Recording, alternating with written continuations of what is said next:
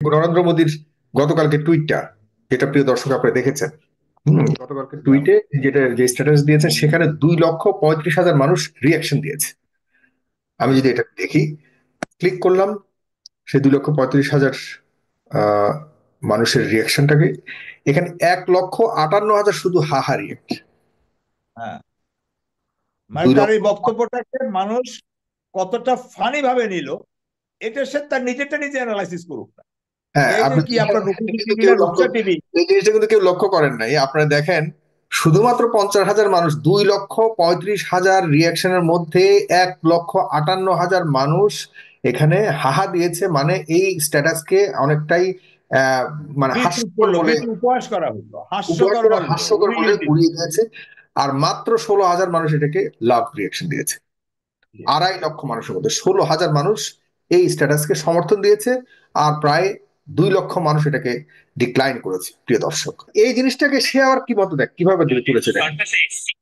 Studio থেকে আমি দেখানোর চেষ্টা করব নরেন্দ্র মোদীর যে টুইটটা আপনাদের বাংলাতে দেখালাম, তার টুইটটা হচ্ছে এটা। এবং এই অ্যাকচুয়াল টুইটে আপনারা দেখতে পাচ্ছেন 1,66,000 মানুষ রিয়াক্ট করেছেন। সাধারণত এই যে রিয়াকশন গুলো দেখা যায়, এবং রিয়াকশন, এখান থেকে আমি একবার যদি রিয়াক্ট করতে বলতেছে, কিন্তু রিয়াকশন দেখেন, রিয়াক্টের কিন্তু খবর রিয়াকশনের নেওয়া মধ্যে হয় না। ভিতরে গিয়ে যে দেখাবে কোন রিয়াকশন, এটা আর দেখায়নি। নিজের দেশের খবর নাই, সে আজকে এসে আমার দেশের কথা বলে। আবার নরেন্দ্র মোদী যখন এটা বললো, তার 7-8 ঘন্টার মধ্যে জয়শঙ্কর বাংলাদেশের স্বাধীনতা নাম উল্লেখ করে সে এখন ইয়ে দিচ্ছে, আপনার কি বলছে, শুভেচ্ছা বাণী পাঠ করছে। নাটকেরও তো একটা সীমা রেখা আছে, পাগলামিরও একটা সীমা রেখা আছে। এটাকে আমি নাটকও বলবো না, এটা পাগলামি, সাইকোফের। এই যে এই অঞ্চলটা পড়ে গেছে এখানে। আর আমার বক্তব্য বরাবরই একই জায়গা। আমি বাংলাদেশের হিন্দুদেরকে শুনতে বলতে শুনি না যে আমি এই কষ্টে আছি, কাউকে মানে জীবন্ত পুড়িয়ে ফেলেছি এরকম ঘটনাও নাই। কিন্তু আনফর্চুনেটলি অন্যান্য দেশে এমন ঘটনাও আছে। আমি তো ওই দেশগুলোর নাম নিয়ে ছোট করলাম, এমন বিচ্ছিন্ন ঘটনা, বিচ্ছিন্ন আবার বলি বিচ্ছিন্ন ঘটনা ঘটেছে। ওই সেখানে তো ভারতের কোন মাতব্বরি বা এরকম মাস্তানি বা এরকম ভাবসাব তো আমরা সেই জায়গায় দেখিনি, এত কঠোর সমালোচনা দেখিনি।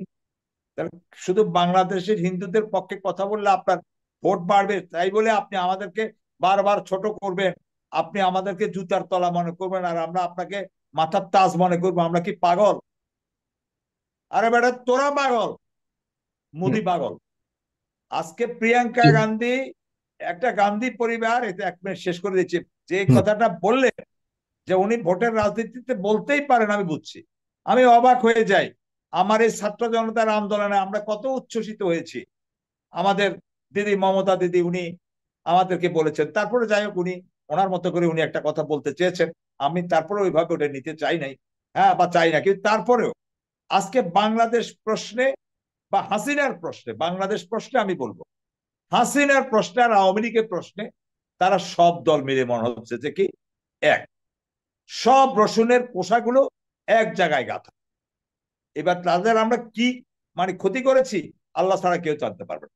শুধু আমাদের একটা বৃহৎ রাষ্ট্রকে, পাকিস্তানকে দ্বিখণ্ডিত করার জন্য, পাকিস্তানের সাথে ভারতের যে শত্রুতা, বৈরিতা, ওইটাকে হাসিল করার জন্য আমাদেরকে বলির পাঠা বানানো হয়েছে। আচ্ছা, হুম। বলির পাঠা যাই বানালাম, আমরা আমাদের নিজস্ব সত্তা দিয়ে, আমরা শহীদ প্রেসিডেন্ট জিয়াউর রহমানের নেতৃত্বে ওনার যুদ্ধ, সম্মুখ যুদ্ধে, এবং কর্নেল অলি আহমেদ সহ যারা, মেজর হাফিজ সহ যারা যুদ্ধ করেছেন, সেই বীর যোদ্ধাদের বিনিময় এবং আমাদের ছাত্র জনতার এই বিপ্লবের মতোই ওই সময় একটা যুদ্ধ হয়েছিল। সেই যুদ্ধের বিনিময়ে আমরা আমাদের স্বাধীনতা পেয়েছি। 9 দিন আগে ভারত মিত্র বাহিনী এসে আমার কাছে এসে 9 দিন আমার এখানে থাকলো, থেকে পাকিস্তানের রেখে যাওয়া, তৎকালীন পাকিস্তানের রেখে যাওয়া যত ধন সম্পদ আছে সব লুট করে আমাকে একটা ঠোঙ্গা ধরিয়ে দিয়ে চলে গেল। এই হলো তাদের চরিত্র। এই জন্য আমি বলি, আমি ধিক্কার জানাই, এবং আমি মনে করি নরেন্দ্র মোদী প্রকাশ্যে পার্লামেন্টে দাঁড়িয়ে বাংলাদেশকে নিয়ে এই দৃষ্টতামূলক স্টেটমেন্ট বাংলাদেশের স্বাধীনতা দিবসে দেওয়ার জন্য তার ক্ষমা চাওয়া উচিত। আর যদি সে ক্ষমা না চায়, আমি আপনাদেরকে একটা বিষয় দেখাই, যারা পররাষ্ট্রমন্ত্রী, আমি দুঃখিত আপনার কথার সাথে একটু, এই যে নরেন্দ্র মোদীর গতকালকে টুইটটা, যেটা প্রিয় দর্শক আপনি দেখেছেন। গতকালকে টুইটে যেটা যে স্ট্যাটাস দিয়েছেন সেখানে 2,35,000 মানুষ রিয়াকশন দিয়েছে। আমি যদি এটা দেখি, ক্লিক করলাম সেই 2,35,000 আহ, মানুষের রিয়াকশনটাকে, এখানে 1,58,000 শুধু হাহা রিয়াক্ট। হ্যাঁ, মানে দুই তার লক্ষ এই বক্তব্যটাকে মানুষ কতটা ফানি ভাবে নিল, এটা সে তার নিজেরটা নিজে অ্যানালাইসিস করুক না। হ্যাঁ, এই যে আপনি কি আপনার রূপসী কিন্তু টিভি কেউ না লক্ষ্য, রূপসা টিভি, এই জিনিসটা কিন্তু কেউ লক্ষ্য করেন নাই। আপনারা দেখেন, শুধুমাত্র 50,000 মানুষ, 2,35,000 রিয়াকশনের মধ্যে 1,58,000 মানুষ এখানে হাহা দিয়েছে। মানে এই স্ট্যাটাসকে অনেকটাই আহ, মানে বিদ্রুপ হাস্যকর করলো, বলে, বিদ্রুপ উপহাস করা হলো, উপহাস হাস্যকর করে, বললো, হাস্যকর বলে উড়িয়ে দিল। উড়িয়ে দিয়েছে। আর মাত্র 16,000 মানুষ এটাকে লাভ রিয়াকশন দিয়েছে।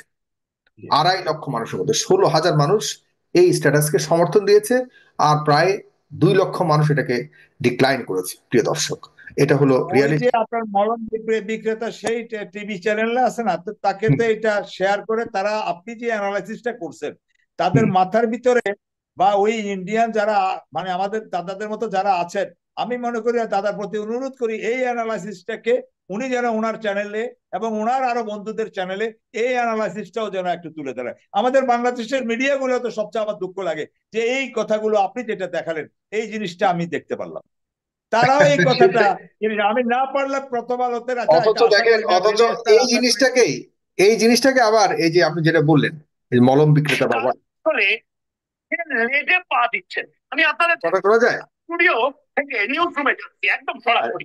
নিউজ রুমে এই জিনিসটাকে সে আবার কি মতো দেখ কিভাবে তুলেছে দেখেন।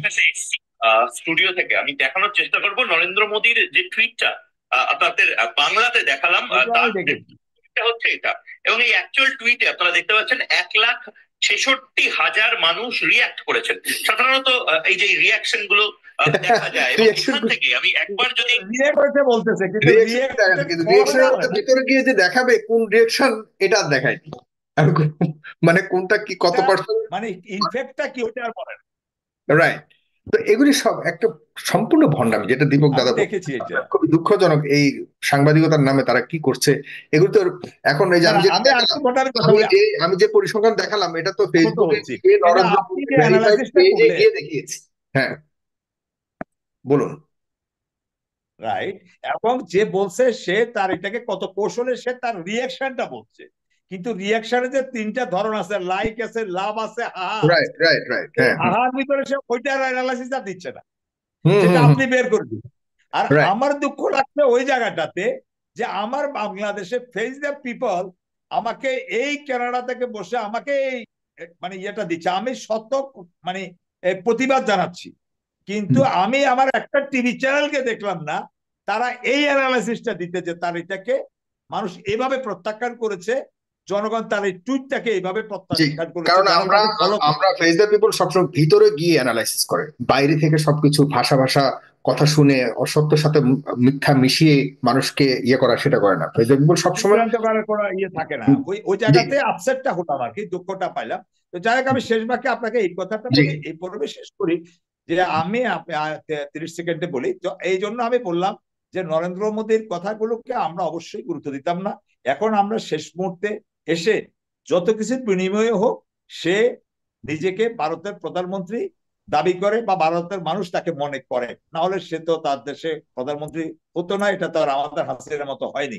কিন্তু কেউ অনেকাংশে সমর্থন করে না অনেক কিছু, সেটা তার ব্যক্তিগত চরিত্র, ক্যারেক্টার, তার বৈবাহিক জীবন, তার শিক্ষা জীবন, তার চা বিক্রেতা, যা যা দাদা বলছেন, মলম বিক্রেতা, সবকিছু। আমার দাবি একটাই, এই পার্লামেন্টে দাঁড়িয়ে এই বক্তব্য তাকে প্রত্যাহার করে নিতে হবে।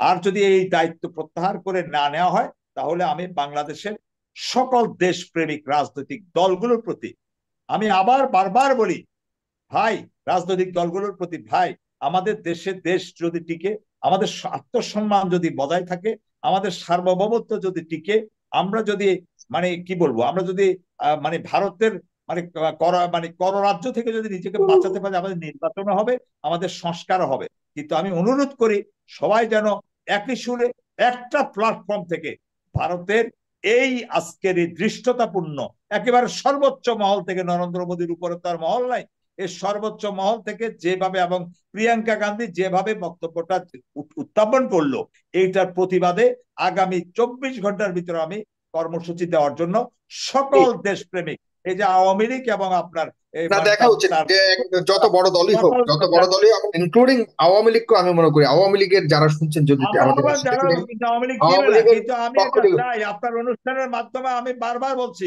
আমি চাই আগামী 24 ঘন্টার ভিতরে সকল রাজনৈতিক দল একসাথে যেন এটার বিরুদ্ধে কর্মসূচি দেয়, এবং সেই আজকে কর্মসূচিতে যেন বাংলাদেশের কোটি কোটি সকল মানুষ, আমরা সহ, আমরা সে কর্মসূচিতে অংশগ্রহণ করবো ইনশাআল্লাহ। কিন্তু ভারতকে যদি আমরা এই পর্বে ছেড়ে দেই, আপনি বিশ্বাস করেন একটার পর একটা শুধু তারা ধৃষ্টতা ছাড়িয়ে যেতে যেতে তারা আমাদের পায় মানে সবকিছু হাড় মাংস সব ভেঙে ফেলবে। আজকে আমাদের সময়, আমাদের দূতাবাসে হামলা হয়েছে, তখনও আমরা মৃদু আলতো মৃদু আলতো কুসুম কুসুম ভালোবাসা, এখন আর কুসুম কুসুম ভালোবাসা নাই। আমরা সব দলকে আহ্বান করব, ভাই রাখেন আপনার নির্বাচন, রাখেন আপনার সংস্কার, সবকিছু হবে। সবকিছুর ঊর্ধ্বে হলো দেশ। আগে আমাদের দেশ বাঁচাতে হবে, দেশ বাঁচাতে হলে আমাদের জাতীয়তাবাদ বাঁচাতে হবে, জাতীয়তাবাদ বাঁচাতে হলে ভারতের বিরুদ্ধে আমাদের লড়াই করতে হবে, ভারতকে জানান দিতে হবে আমাদের শক্তিকে, আর আমাদের শক্তিকে জানান দিতে হলে অবশ্যই আমাদের সকল রাজনৈতিক দলকে এক মঞ্চে এসে এটার প্রতিবাদ করতে হবে, অন্যথায় এটার ফলাফল হবে ভয়াবহ।